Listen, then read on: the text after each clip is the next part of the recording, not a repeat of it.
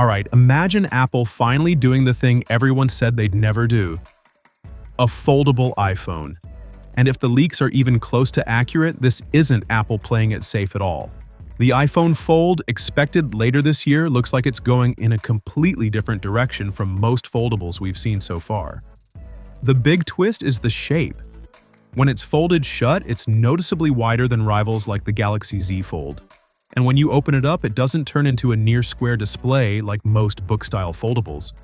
Instead, it opens straight into landscape, with a wider, more rectangular screen that looks way closer to a mini tablet than a chunky square.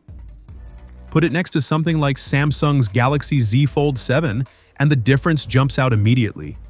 The Fold 7 gives you that tall, almost square inner display, while Apple's approach looks more natural for videos, multitasking, and basically anything you'd want to do on a larger screen.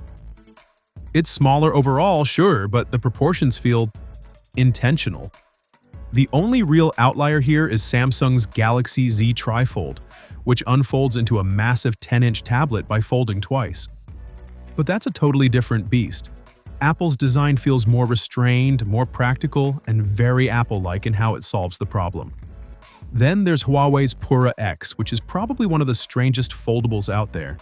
It's a flip phone with an ultra-wide aspect ratio, and while it's not a direct comparison, you can kind of see a distant family resemblance in the proportions.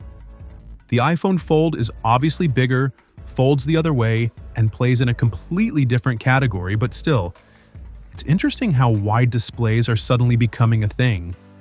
And that's really the takeaway here. Apple isn't just making a foldable iPhone. They're redefining what the shape of a foldable could be. We genuinely haven't seen anything quite like this before. But let's be honest, that uniqueness probably won't last long. If the iPhone Fold takes off, you can bet Samsung, Oppo, and pretty much everyone else already has wider book-style foldables waiting in the wings. The copying machines are almost certainly warming up as we speak. So now I'm curious, do you like this wider, more rectangular approach? Or do you think the square-style foldables still make more sense? Let me know what you think down in the comments, and I'll catch you in the next one. Take care,